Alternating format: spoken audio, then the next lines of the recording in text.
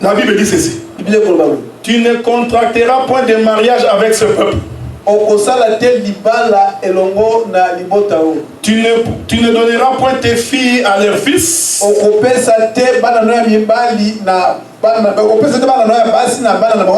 Tu ne prendras point leurs filles pour tes fils. Je voudrais que nous ajoutions une autre écriture. Je ne sais pas si je vais la trouver.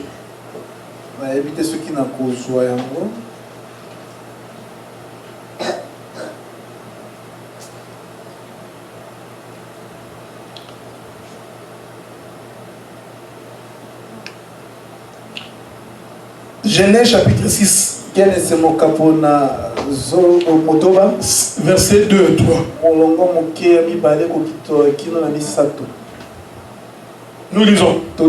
Les fils de Dieu virent que les filles des hommes étaient belles.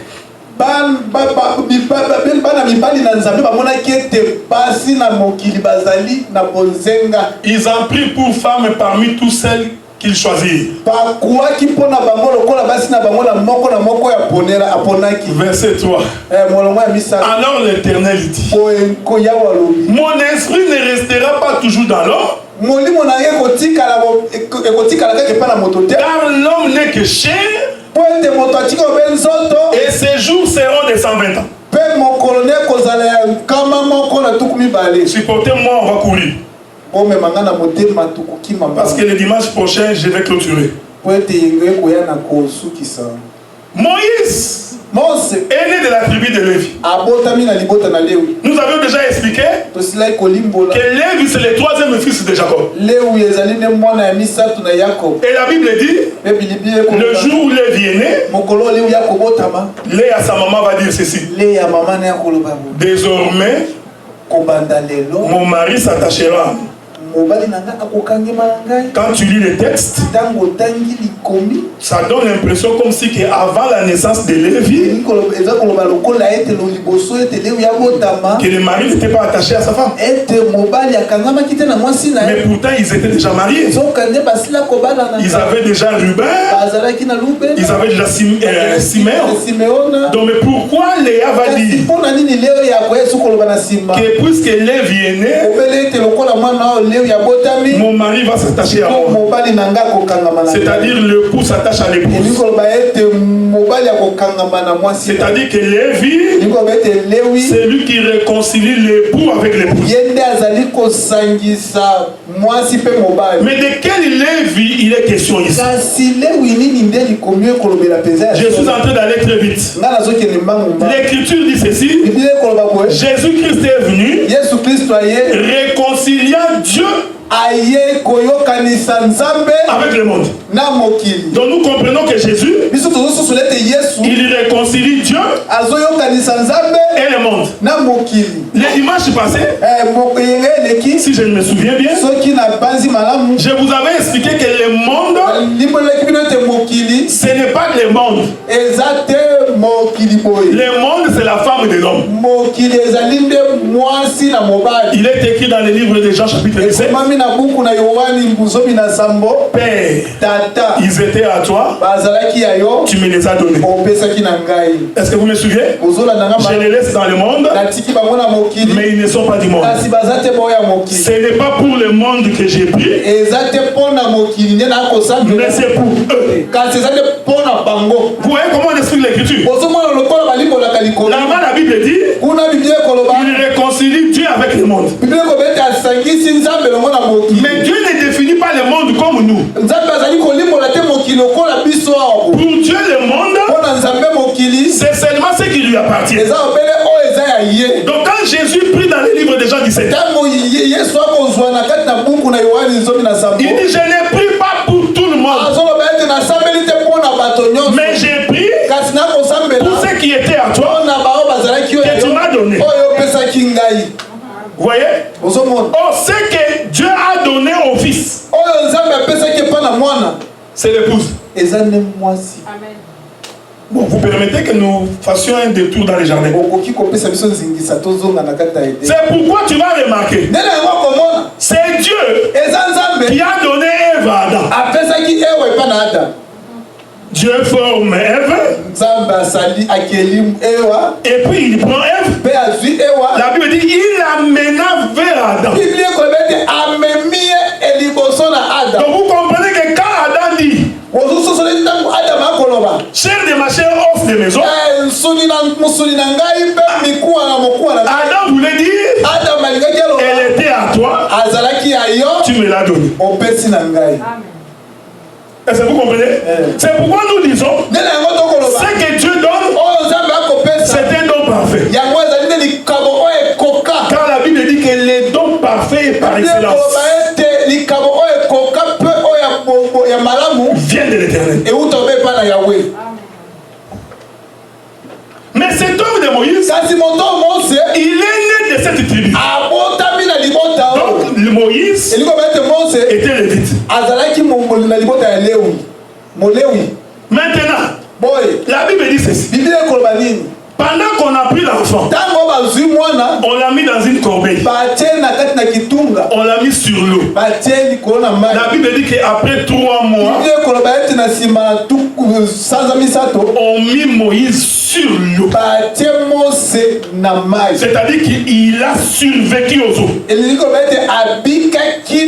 Parce qu'à cette époque-là, tous les enfants qu'on tuait, on les jetait dans l'eau. Est-ce que vous me suivez? En d'autres termes, l'eau engloutissait les enfants. Mais l'eau n'a pas englouti Moïse. Donc nous comprenons que c'est Moïse là qui vient sur l'eau. Il témoigne de Jésus. Celui dont le séjour de mort n'a pas retenu. C'est pourquoi, frère, il ne faut jamais prêcher. Toi, tu seras le Moïse de ta famille. Cette exhortation-là, c'est une exhortation pour faire plaisir à quelqu'un. Parce que si toi tu es Moïse de ta famille, c'est lui qui prie à Shiloh. On lui a aussi dit, toi tu seras le Moïse de ta famille. C'est lui qui prie à Bethsaïda. Son passé aussi lui a dit, tu seras le Moïse de ta famille. Mais est-ce que vous ne voyez pas vous-même que c'est pas vrai? Parce qu'il ne peut pas y avoir 6 Moïse. Il n'y avait qu'un seul Moïse. Amen. Moi j'ai toujours dit que ça c'est pour te faire plaisir. Mais ça n'a rien à voir avec Dieu. Si tu veux encourager un frère, dis-lui seulement, frère, travaille beaucoup. Quand la Bible dit que c'est la sueur de ton front que tu mangeras. Et quand tu auras l'argent, tu peux aider tes frères. C'est fini. Ne va pas dire qu'il est Moïse.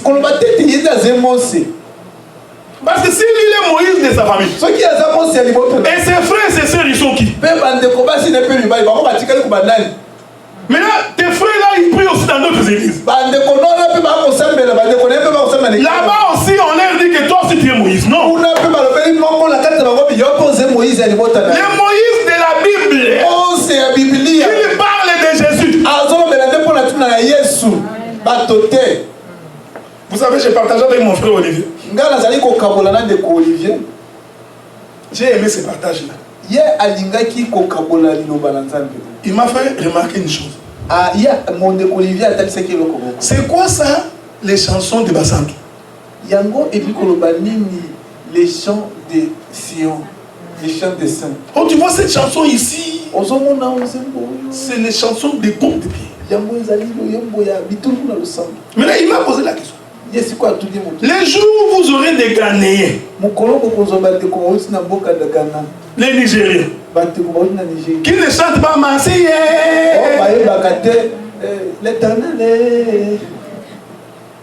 vous voyez, frère, c'est...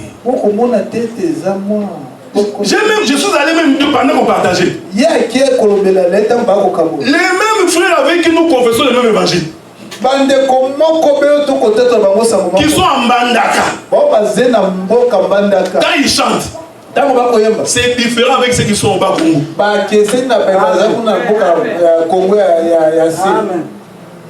Même la manière de danser. La chanson que nous chantons ici.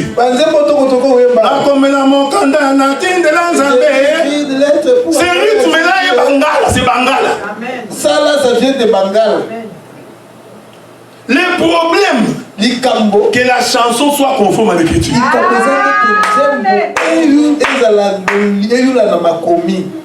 La question n'est pas qui a chanté. La question c'est est-ce que la chanson que nous chantons. Mais quand vous aurez des Québécois, vous continuerez à chanter la tine de langue Mokanda. C'est comme si l'évangile n'est que pour les Congolais. Non, bien aimé dans le Seigneur. Le problème c'est quand la chanson est conforme à la pensée.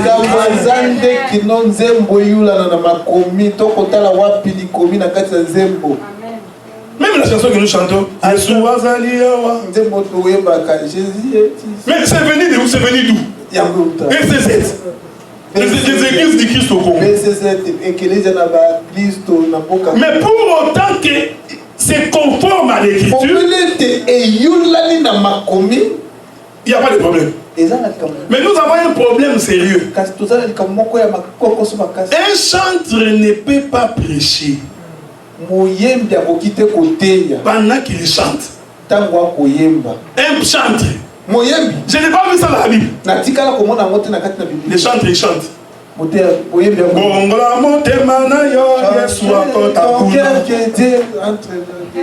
Non. Les chantres, vérifiez votre Bible.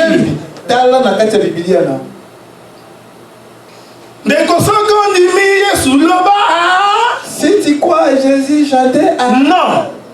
Les chantres, dans la chanson, il ne manifeste que la gloire du Seigneur. Il ne parle pas au peuple. C'est pourquoi vous avez remarqué quand la chanson, on aura le temps d'examiner ce par rapport aux Écritures. Quand David chante, il ne chante que les merveilles du Seigneur. Il ne fait qu'élever le roi des rois. Parce que la chanson doit faire la gloire du roi. Il faut que pendant que le roi écoute la chanson, qu'il sente qu'on est en train de l'adorer. Mais s'il trouve que dans la chanson, la gloire n'est pas tournée vers lui, mais on parle de quelqu'un d'autre, il est jaloux. Mais regardez même le président de la République. Quand tu chantais pour Mobutu, chante Kamita, tu vas tuer Kamita. Donc les chansons doivent porter la gloire de l'Éternel. Mais la personne qui chante aussi peut par sa chanson manifester ce que Dieu a fait pour lui. Et c'est vrai ça frère. Même quand il est fait, il remet toujours la gloire à Dieu. Donc tu peux chanter, j'étais perdu, Dieu m'a cherché, il m'a retrouvé, je suis devenu ce que je suis. Tu témoignes de son amour. Parce qu'on va, c'est comme ça qu'on chantait en Israël. Mais il y a des chansons dans Psaume qui sont des prophéties. Il faut faire attention. Il y a des chansons dans la Bible qui sont des prophéties. Et l'homme qui ne marche pas selon les conseils des méchants, qui ne s'assied pas en compagnie de mon cœur, qui ne s'arrête pas sur la voie des pécheurs. Il est comme un arbre planté près d'un courant d'eau. Cette chanson est prophétique. Ça parle de quelqu'un. Mais il y a des chansons quand quelqu'un chante, Mais tu sens vraiment qu'il est en train de parler au peuple. C'est là où on dit il faut que tu sois prédicateur. Donc quand un prédicateur chante comme ça, nous comprenons qu'il peut aussi parler au peuple. On aura le temps de faire des partages. Il ne faut jamais te fâcher. S'il y a des partages, on le fera. Parce que la chanson doit remercier le Seigneur. C'est l'adoration pour Dieu. Pas des chansons qu'on avait chantées à SZ. Tata, allons, Guinaye. Il avait. Tata, il avait. Dans une église, on est réunis pour chanter quelqu'un à Longuinaye. Pour chanter, il a vaincu. C'est comme si c'est toi qui m'as établi pour prêcher.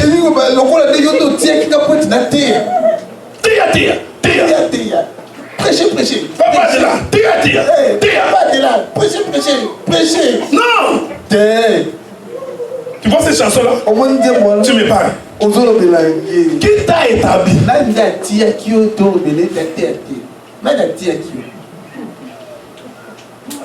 Donc il y a des chansons, quand vous regardez, vous voyez vraiment que Dieu n'est pas dans ces choses.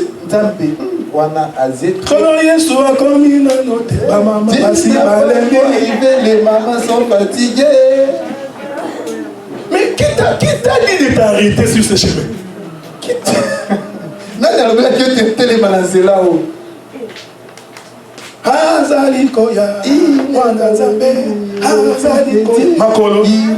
Makolo, les pieds de Jésus sur la terre en train de venir. La Bible dit que quand il viendra, ses pieds n'hériteront même pas la terre. Il va se limiter aux ailes. Maintenant, si tu n'as pas les mains, tu ne peux pas monter. Donc il va s'arrêter là-bas. C'est seulement ceux qui ont les mains. J'aime ça, frère.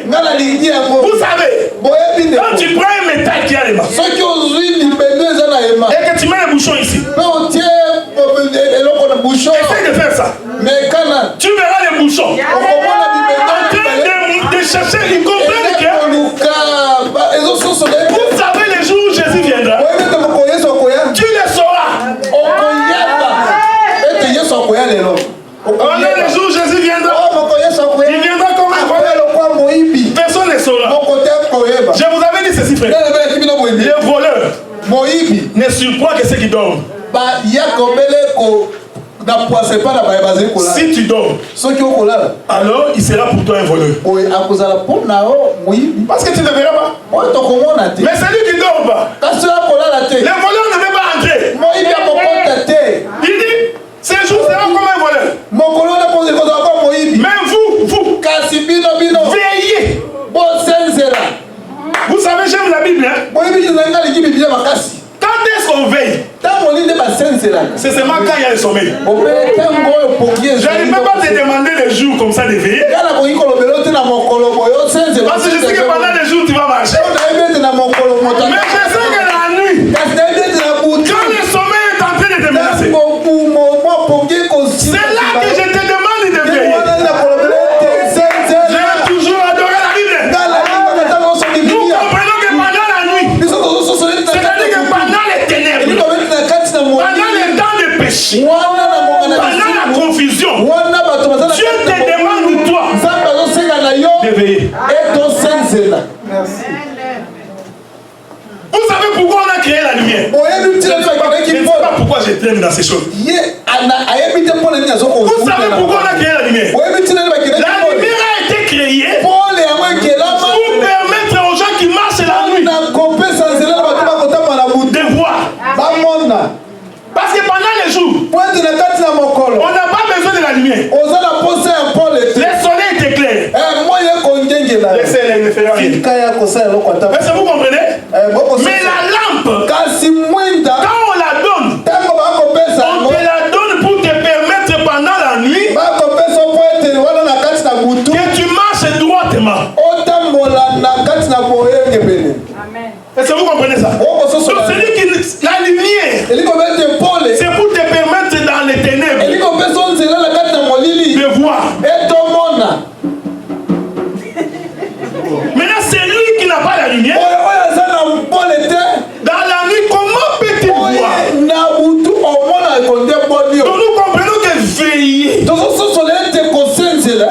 petit frère. Ce n'est pas ouvrir les yeux comme ça. Non. Veillez selon la Bible. C'est avoir la lampe. Quand celui qui a la lampe, il voit. Permettez qu'on fasse une exhortation. Nous devons être différents des gens du monde. C'est la parole qui nous fait cette grâce-là. Donc, nous faisons un effort. Vous savez, les dimanches passés, c'est que nous avons prêché.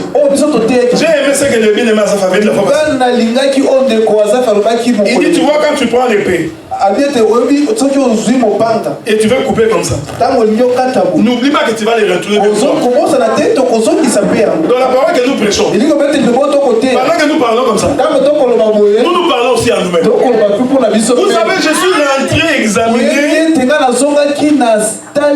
beaucoup de choses aussi que moi j'avais faites. J'ai compris que j'avais menti aussi en beaucoup. Mais je pensais que c'est normal. On te pose la question. Ça, je vous fais une confession. Je vais acheter une maison. Parce qu'on voulait acheter une maison. On me pose la question, combien tu fais par année? Les T4 est clair.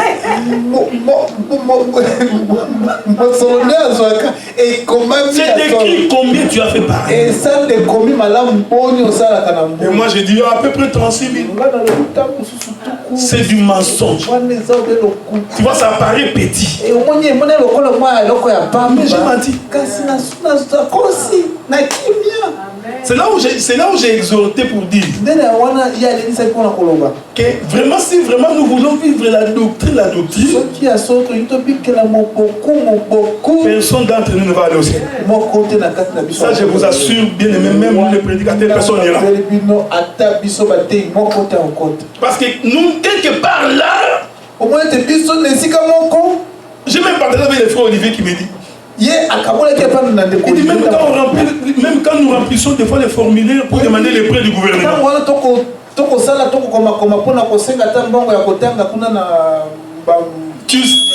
Tu sais que tu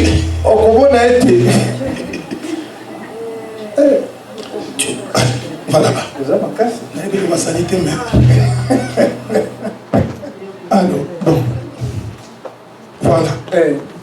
Tu sais que tu habites chez tes parents. Mais on te pose la question. Combien tu payes les loyers? Tu écris aussi 750. Mais toi tu habites chez tes parents. Est-ce que vous comprenez?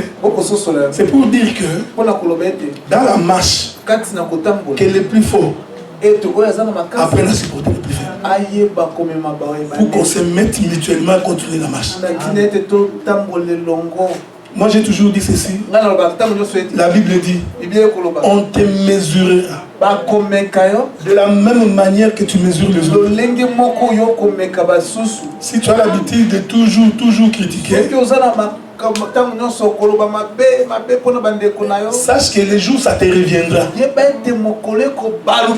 Ça te reviendra au centuple. Parce que quand tu sèmes un grain, tu ne récoltes pas un grain. C'est pourquoi il faut avoir la miséricorde et la compassion. Donc mais Dieu nous a donné la lampe pour marcher pendant la nuit. Maintenant regardez frère, c'est Moïse là, c'est Lévi. Il va pour libérer le peuple.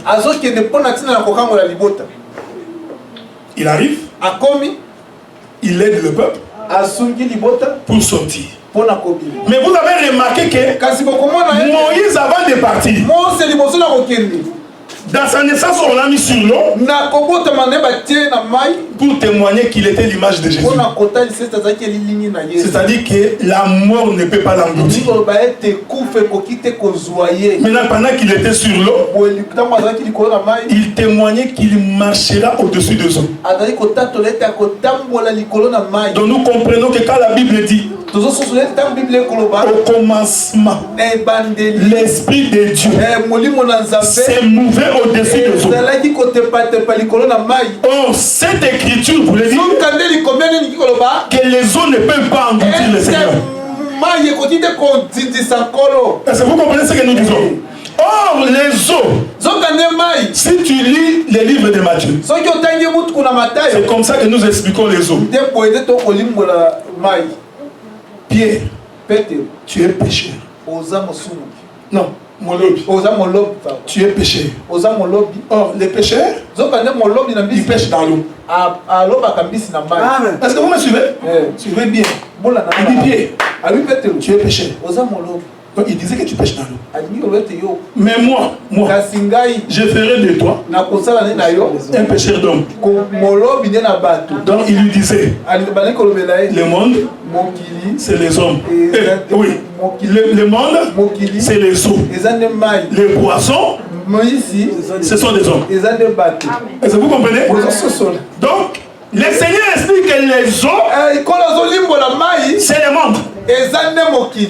Maintenant, quand tu descends en dessous du monde, tu es dans le séjour de mort. En d'autres termes, la profondeur des eaux, c'est le séjour de mort. Donc nous étions tous morts au péché. Dans le séjour de mort. Je prends un autre témoin. Je ne suis pas allé prendre Dingou. Tu vois, Dingou a marché sur l'eau. Il voulait traverser Brazzaville. Non, ce n'est pas ce que je prends. Je prends Jonas. Jonas, il s'est retrouvé en profondeur des eaux. Dans le ventre du poisson. Mais quand tu lis Jonas 4, Jonas ne dit pas qu'il était dans le ventre des poissons. Jonas dit ceci. J'étais environné dans le séjour de mort. Donc Jonas nous fait comprendre qu'être sous l'eau, c'est être dans le séjour de mort.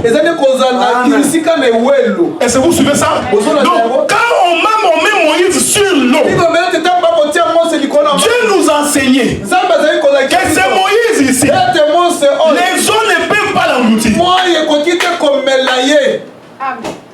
Mais de quel Moïse Jésus parle? C'est le Seigneur Jésus-Christ. Parce que c'est lui le véritable libérateur. Donc quand Moïse va mener dans la maison de Pharaon, il va déjà comme un vainqueur. Est-ce que vous voyez ça? C'est pourquoi je vous donne parce qu'on va vite. Moïse a vécu 40 ans dans la maison de Pharaon.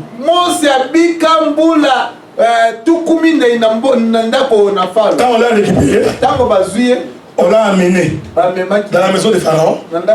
Elle a grandi là-bas pendant 40 ans. Il faut retenir ça.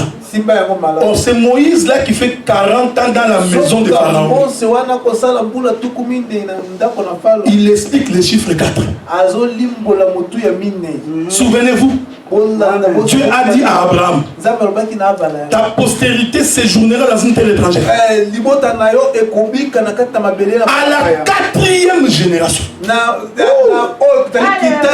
je viendrai. Vous me suivez, frère? C'est pourquoi Moïse, quand il va dans la maison de Pharaon, il fait 40 ans pour expliquer le chiffre 4. Parce que Moïse c'est aussi un Judas. Je vais venir. Maintenant quand il a fui, il est allé chez les Madians.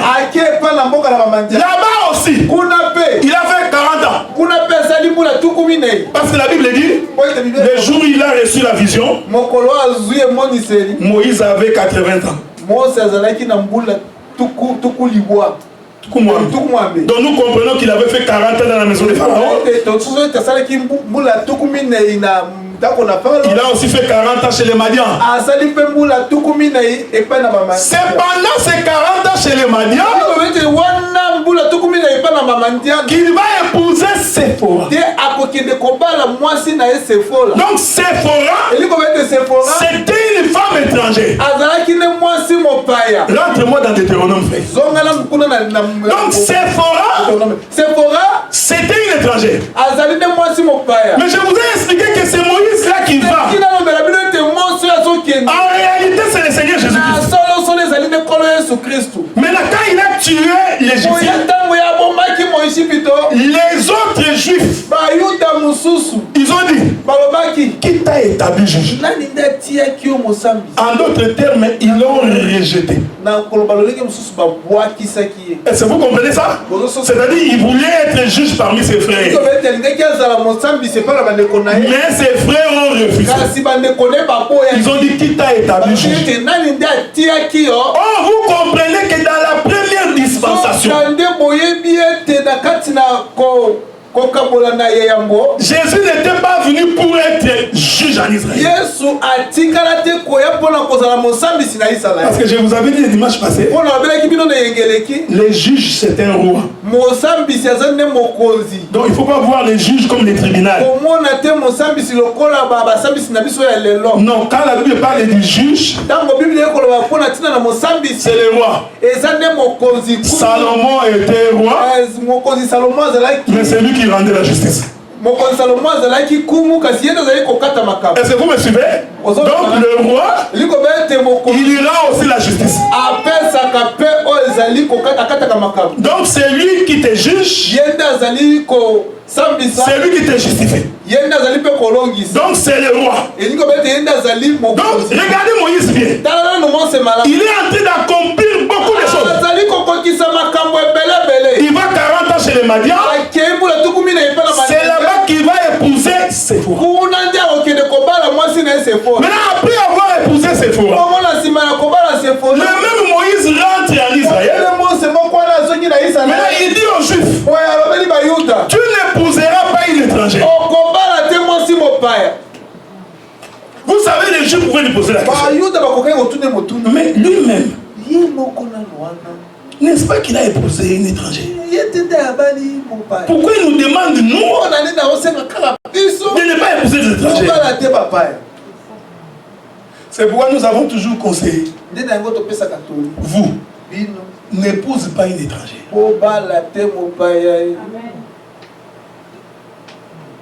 Oh non, tu vois, Moïse n'avait pas épousé une étrangère. N'avait épousé une étrangère. Pourquoi lui ne veut pas qu'on épouse des étrangers? Oh, c'est Moïse qui épouse l'étranger. Il expliquait les mouvements du Seigneur Jésus-Christ. Il est venu chez les siens. Les siens ne l'ont pas reçu. Maintenant, il est allé chez les étrangers. Nous étions étrangers aux alliances. Les dieux que nous prions aujourd'hui, ce n'était pas notre Dieu. C'était les dieux des Juifs. C'est Israël qui était son peuple. Mais puisqu'ils ont refusé le Seigneur, voilà pourquoi il a tourné les regards vers nous. Donc Séphora, c'est l'image des nations. Nous qui n'étions pas Israélites,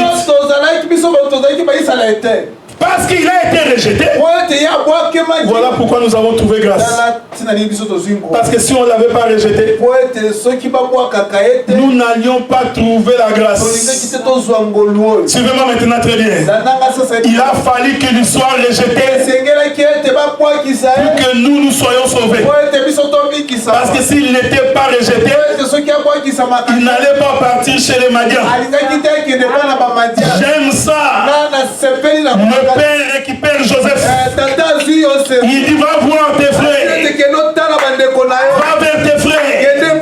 Parce que je t'ai établi. Joseph arrive. Ses frères lui disent, qui t'a établi juge? Qui t'a dit, nous allons t'envoyer en Égypte? Ils ont récupéré Moïse, ils ont récupéré Joseph. Est-ce que vous comprenez? Je suis en train d'expliquer à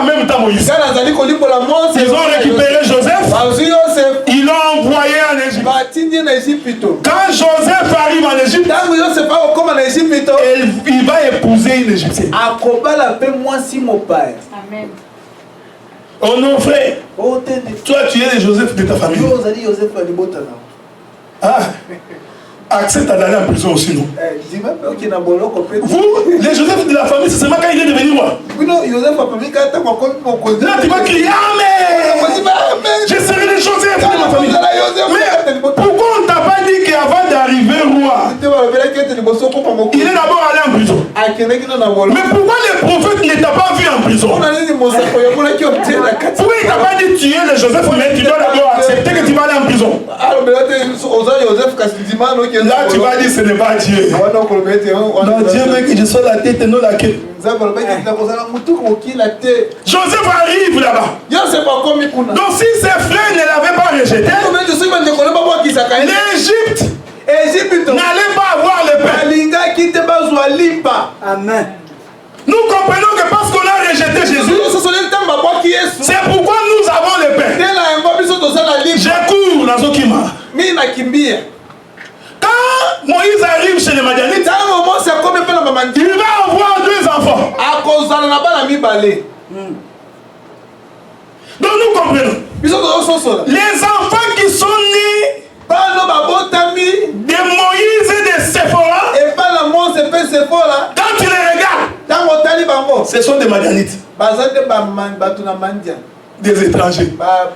Mais la semence qui est en eux, c'est la semence de Joseph. Est-ce que vous voyez ça? Donc, quand tu les regardes comme ça, ce sont des étrangers. Mais la semence qui circule en eux, c'est la semence de Moïse, qui est juif. Donc nous comprenons que ces 2 enfants représentez-nous. Nous sommes nés dans le monde. Nous sommes Muluba, Mukongo, Muswahili, Musakata, Muyanzi. Vous voyez? Madianite. Mais en nous, il y a la semence de la parole. Est-ce que vous comprenez? Ces enfants-là ne concernent pas Israël. C'est pourquoi quand tu expliques la Bible, il faut savoir faire la différence entre les prophéties qui concernent Israël et ceux qui concernent l'Église. La Bible dit, si vous ne l'adorez pas, les pierres va s'élever pour adorer. Bien aimé dans le Seigneur, si tu ne bénis pas les noms du Seigneur, la Bible dit, Dieu va élever les pierres. Bon, on va refuser de l'adorer. On n'adore pas. Montre-nous les pierres qui vont s'élever pour l'adorer. Oh, cette écriture disait quoi? Vous qui avez refusé de l'adorer, c'est Israël. Puisque vous avez refusé, Dieu va susciter des pierres. Les pierres, c'est la maison de Jéthro, c'est-à-dire les nations. Puisque Israël a refusé, nous allons chanter. Mais tu ne peux pas nous dire, nous, qu'il y a d'autres pierres. C'est pourquoi les bien-aimés Pierre disent ceci. Trouvez-moi le verset. Nous aussi comme des pierres vivantes. Il disait ça.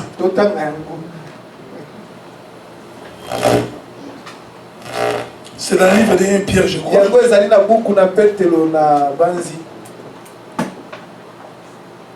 vais te trouver ça si tu veux.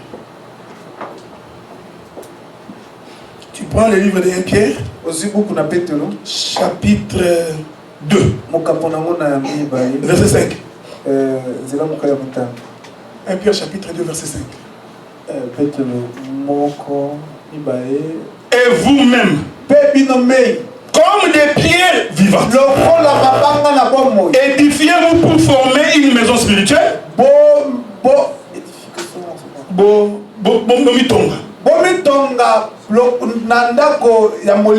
Un saint sacerdoce afin d'offrir des victimes spirituelles agréables à Dieu par Jésus-Christ. Donc quand la Bible dit que si vous ne l'adorez pas, la Bible voulait dire ceci. Il est venu chez les siens, les siens ne l'ont pas reçu, alors les lèvres étrangères vont chanter en son nom. C'est pourquoi Dieu savait, quand nous chanterons pour lui, cela va susciter la jalousie d'Israël. Regardez maintenant. Le mouvement que Moïse fait, c'est un mouvement que Joseph fait. Joseph aussi arrive en Égypte. Il va épouser une Égyptienne. Il va donner naissance à Manassé et Ephraïm. Manassé et Ephraïm, ce sont des Égyptiens. Donc quand parce qu'ils sont nés en Égypte, ce sont les amis des Égyptiens. Voilà pourquoi nous disons, pour que tu naisses, tu dois naître en Égypte.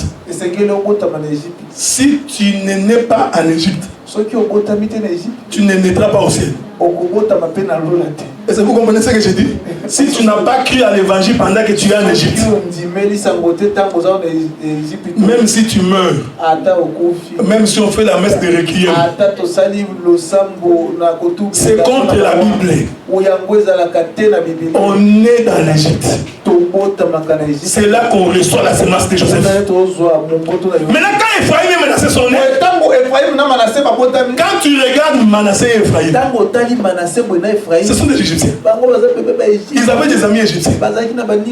J'aime ça, frère. Mais la Bible dit, vous comprenez que Manassé et Ephraïm, c'est aussi l'image de nous qui sommes nés en Égypte. Je vais finir ici. Remarquez maintenant, quand Jacob voulait mourir, parce que Jacob c'est le père, la Bible dit que Jacob entra dans sa chambre. Pendant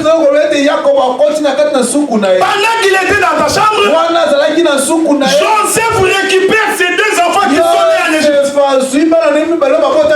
Remarquez que ce mouvement-là, aucun enfant de Jacob n'était présent. Ruben n'était pas là. Siméon n'était pas là. Lévi n'était pas là. Zabulon, Nephtali, Issachar. Personne n'était là. Il n'y avait que Joseph, le fils qui était en Égypte. Il prend Manassé et Ephraïm. Il entre dans la chambre du père. Il voulait présenter ses deux enfants à son père. Il dit, Père, voici les deux enfants que j'ai acquis en Égypte. Est-ce que vous comprenez? Oh, c'est Joseph qui présente les deux enfants. En réalité, il nous présentait. Nous sommes nés en Égypte. Maintenant, Père, ils étaient à toi, tu me les as donnés. Je te les redonne. Je suis toujours dans le chapitre 17. Joseph retourne les enfants au père. Et le père va dire ceci. Joseph, les enfants que tu as eu en Égypte sont pour nous. Ah, nous comprenons. Toute l'œuvre de la couronne consistait à récupérer un peuple et de le présenter au père. Donc nous comprenons que c'est Joseph qui rentre dans la chambre du père. J'ai beaucoup de choses à dire ici. C'est la marche du souverain sacrificateur.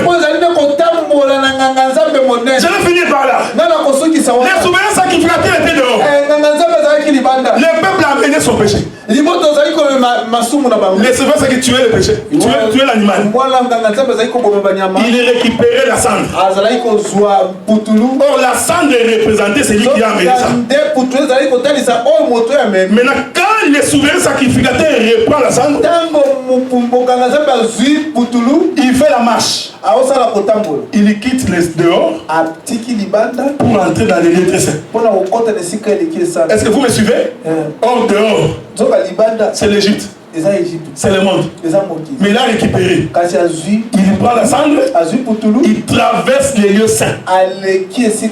Il arrive au lieu très saint. Or, la Bible dit que l'Éternel habite les lieux très saints. Donc nous comprenons que c'est le Père qui est dans sa chambre. Il a le Fils entre avec la cendre. Il entre avec un peuple qu'il a pris dehors. Présenter au Père. Ce mouvement de présenter au Père, c'est l'enlèvement.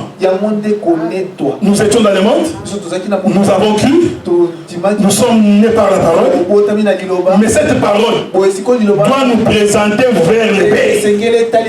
Il doit nous amener vers Dieu. C'est pourquoi j'ai toujours dit, quand nous annonçons l'évangile, c'est pour qu'un jour, que cette parole nous présente au Père. Voilà pourquoi j'ai fini par là. Après la naissance des deux enfants de Moïse, avant que Moïse ne continue la marche avec Israël,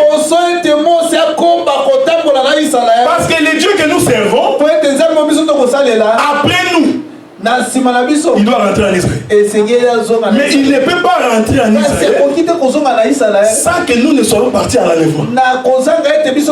Donc il faut d'abord qu'il nous présente au Père. Une fois que nous sommes au Père, maintenant il va tourner les regards vers ses frères. Est-ce que vous me suivez? C'est pourquoi Moïse, avant de continuer sa marche avec Israël, qu'est-ce qu'il a fait? Il prit Séphora et ses deux enfants.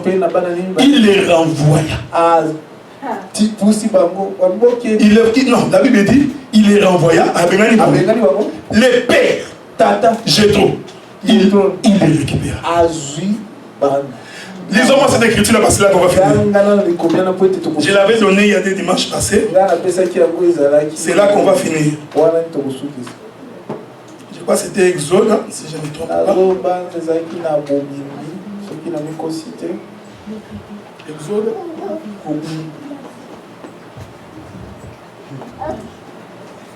Exode chapitre 18.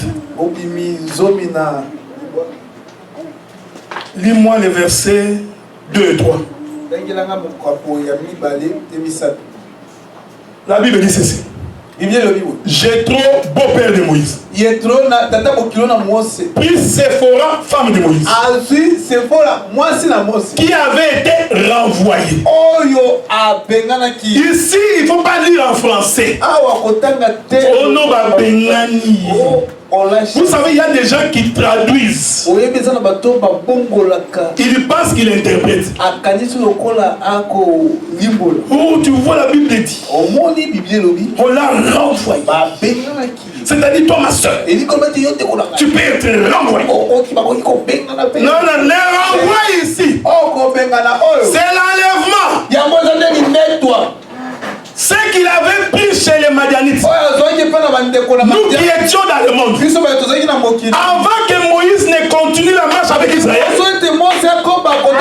c'est-à-dire avant que Jésus ne se révèle encore à Israël, il doit d'abord renvoyer l'église. Mais il les renvoie où? Chez leur père. C'est pourquoi l'Écriture dit il est pris aussi le deux fils de Séphora. Laissez nommer Gershon. Car Moïse avait dit j'habite dans un pays étranger. Donc dans le pays des étrangers, nous qui étions des étrangers, Moïse est venu habiter chez nous. Maintenant en habitant chez nous, il a fait de nous ses enfants. Nous sommes devenus les enfants de Jésus. Mais Jésus, avant de se révéler à ses frères, il doit d'abord prendre Séphora, qui est l'image de l'église, et ses deux fils que nous sommes. C'est là que nous sommes nés. Il doit nous prendre. Il dit Père, récupère-les d'abord. Quand je vais continuer la marche avec ce peuple, j'ai fini. Permettez que je finisse là. On dit à Jésus, la fille de Jairus est malade. Jésus, pendant qu'il s'est rendu, c'est la fille de Jairus. Nous comprenons que la fille de Jairus, c'est la maison d'Israël. Parce qu'il venait là-bas. Mais pendant qu'il s'en allait, il y avait une femme étrangère. La Bible dit que c'était une femme cananéenne. Elle n'était pas juive. Mais la destination de Jésus, c'était dans la maison de Jairus. Jairus qui est un juif. Pendant qu'il s'en allait là-bas, dans le chemin, il va faire un détour. La Bible dit ceci. Une femme qui habitait en dehors de la ville. Donc c'est-à-dire cette femme-là, elle était étrangère. Elle n'avait pas droit de ça. Mais pendant que Jésus s'en allait, cette femme avait entendu parler de Jésus. En d'autres termes, cette femme avait reçu la foi. C'est la foi qui l'a fait déplacer. Je vais faire tomber le voile. C'est-à-dire que quand tu regardes bien, tu vas comprendre que cela veut dire que cette femme avait été prêchée. Donc il y avait des prédicateurs qui sont allés te voir. Mais tu ne vois pas ça parce que c'est dans un voile. Maintenant ils viennent. Maintenant pendant qu'ils viennent, la Bible dit qu'il va toucher le pan du vêtement de Jésus. On n'a pas le temps d'expliquer ces choses. Parce que le pan de la robe, c'est la terre. La terre qui est son marchepied. Cette femme-là, pour toucher la robe de Jésus, en bas, elle s'était inclinée. Amen. Bien-aimé, quand tu viens chez le Seigneur, la première chose, apprends à t'incliner. Cette femme est venue inclinée et touche le pan de la robe. Il reçoit les saluts. Jésus arrête la marche. Ici, il est venu chez les saints. Les saints l'ont rejeté. Il tourne maintenant. La causerie d'amour commence. Il dit, oh ma soeur, tu as beaucoup souffert. Il y a une écriture qui dit, tant que la femme aura la perte de sang, elle est impure. Ça prouve que tu étais impur tout ce temps. Donc pour que ton impureté cesse, il faut que le sang arrête de couler. Quand le sang arrête de couler, tu es purifié. Oh, pour que le sang s'arrête, la femme doit tomber enceinte. Est-ce que vous comprenez ça? Parce que chaque mois elle est impure. Mais pour qu'elle arrête son impureté, elle doit tomber enceinte. C'est-à-dire le fils doit entrer dans son ventre. Dès que le fils entre dans son ventre, l'impureté cesse. C'est pourquoi il est écrit, quiconque a le fils. Mais comment tu as reçu le fils si tu n'es pas tombé enceinte? L'exaltation. Celui qui tombe enceinte, sa manière de vivre change. S'il mangeait beaucoup de matembele, tu vas voir à un moment donné, le corps ne veut plus le matembele. n'est pas lui. C'est le Fils.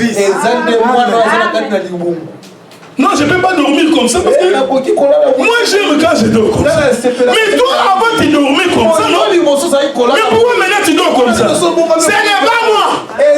C'est le Fils. Bon, n'est-ce pas toi qu'on voyait dans les bars? Mais pourquoi tu n'es plus là-bas? Ce n'est pas moi. C'est le Fils. Bon, même la femme qui est enceinte, elle choisit même ce qu'il faut manger. Si tu vois quelqu'un qui mange tout, tout il mange. Il mange. Vous savez, j'étais au travail. J'ai parlé à des blancs parce qu'ils vont venir le 28. Je l'ai dit de toutes les créatures que Dieu a faites. L'homme est le plus dangereux. Parce que les carnivores, ils ne mangent que la viande. Les herbivores, ils ne mangent que les herbes. Les fruitivores, ils ne mangent que les fruits. Mais l'homme, regardez l'homme, il mange la viande. Il est végétarien. Il est fruit. Donc l'homme est le plus dangereux.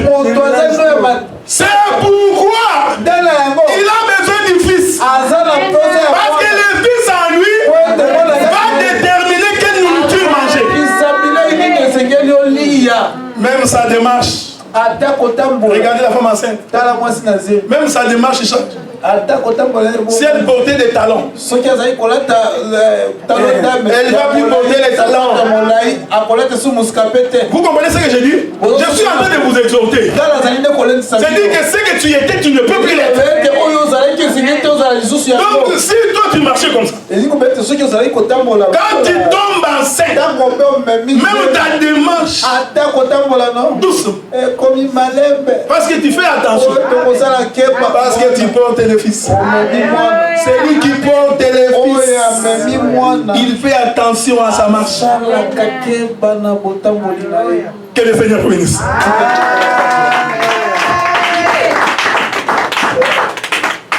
Amen. Ce n'est pas moi, c'est le Fils. Amen. Un très bon message. Vraiment que le Seigneur soit béni. Sans plus tarder, nous passons aux offrandes. Nous avons 2 paniers ici avec nous. Ça, c'est l'offrande ordinaire. Et puis, ça, c'est pour le loyer. Les prédicateurs savent pas prier pour les offrandes. Seigneur, nous te disons merci parce que tu es Dieu. Yo salaki ete balano baya na kati to misika motinde komami ete soki toye epai na yo tokoya maboko papa te. Pour Bible ba ete nous t'offrons ce que tu nous as donné. C'est vrai qu'il y a des bouts na yo ba memaki eloko moko pona kopesa. Tike to pambola nyoso oyo bana na baye na ngopo na yo na tina ete na bala na sima. Tango nyoso bakoya baye bako bonzela yo. Pambola misala ya bana no kwetu sa nzambe na kombo na Yesu. Amen. Nous venons donner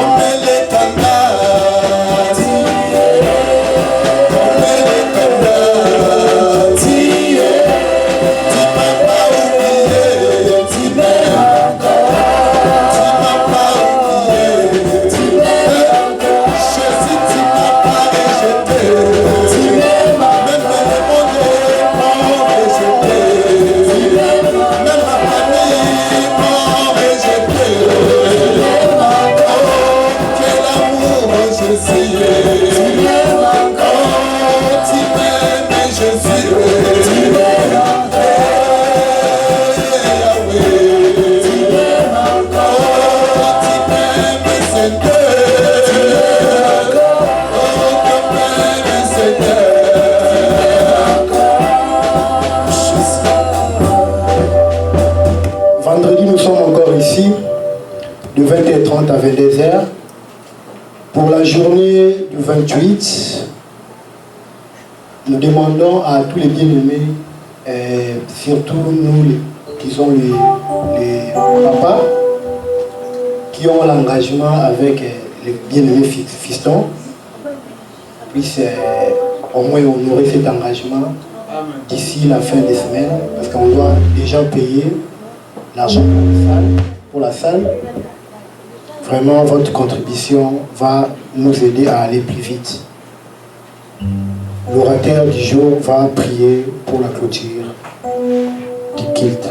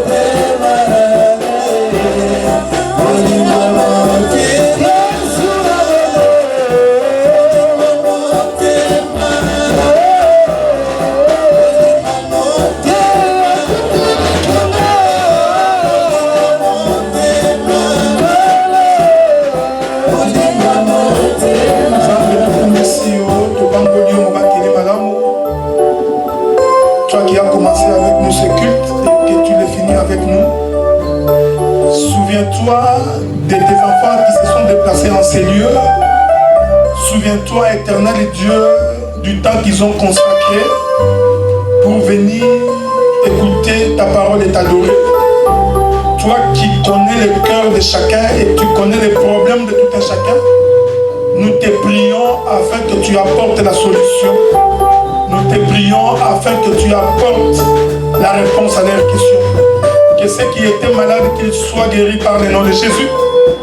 Ceux qui avaient des problèmes, qui trouvent la paix maintenant par le nom de Jésus. Que les blessures intérieures soient guéries maintenant par le nom de Jésus. Et que la solution soit donnée aux problèmes par le nom de Jésus. Marche avec tout un chacun. Rentre avec tout un chacun. Protège la maison de tout un chacun. Selon qu'il est écrit dans ta parole.